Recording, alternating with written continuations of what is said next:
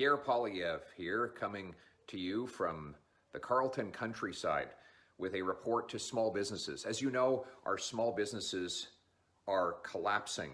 The COVID lockdown has meant that they've lost, in some cases, 100% of their revenues, while their costs keep piling on.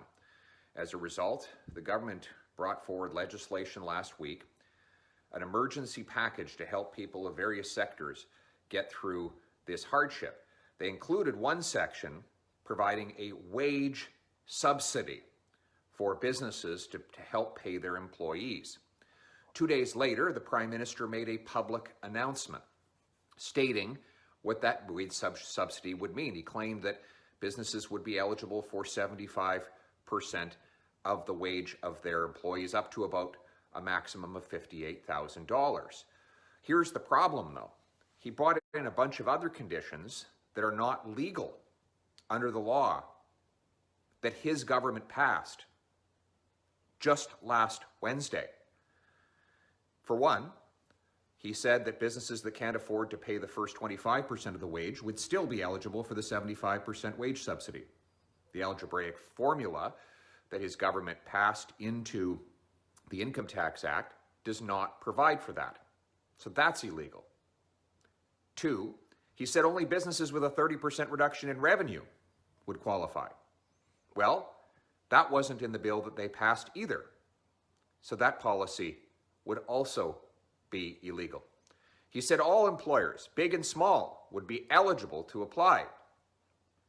But the changes he passed into the income tax limited it to those businesses with taxable capital below $15 million. In other words, large employers would not be eligible under the law, even though he said everyone would be eligible. Furthermore, companies that trade on the stock market under the law would not be eligible, contrary to his statement that everyone would be included. So basically what we have is a prime minister who's making policy announcements that are illegal under the laws that he writes. And so today he announced he needs a do-over. He wants Parliament to go back and pass another law 1 week after the last law that he wrote. We're asking the finance minister and the prime minister to follow a very simple, time-tested practice.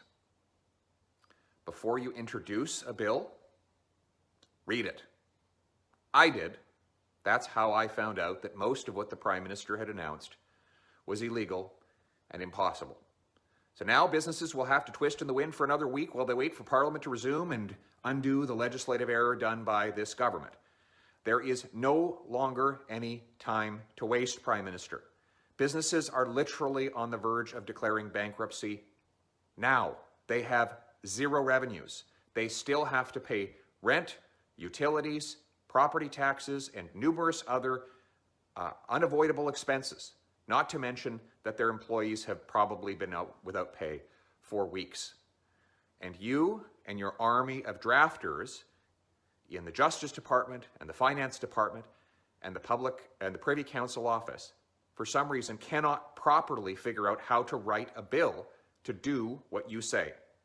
Well, we cooperated with you. We helped you pass your economic package in just a few hours last week, even after you attempted an unprecedented power grab. We still came forward in good faith. This time, we will have to invest more time on the front end, examining the legislation you write to make sure you didn't screw it up again. All we're asking for is that you tell us what the policy is before you introduce the bill. That way we can make sure the bill does what you say it does.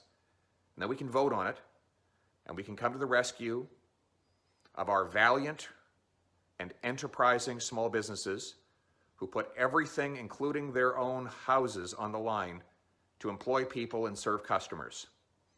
To those small businesses, know that we will fight for you, and we will work with this government, even as undeserving as it is, to get you the aid that you deserve so that we can bounce back stronger after this COVID shutdown is complete. Thank you very much for your faith. Thank you very much for tuning in, and I will keep you apprised of the developments as we go forward.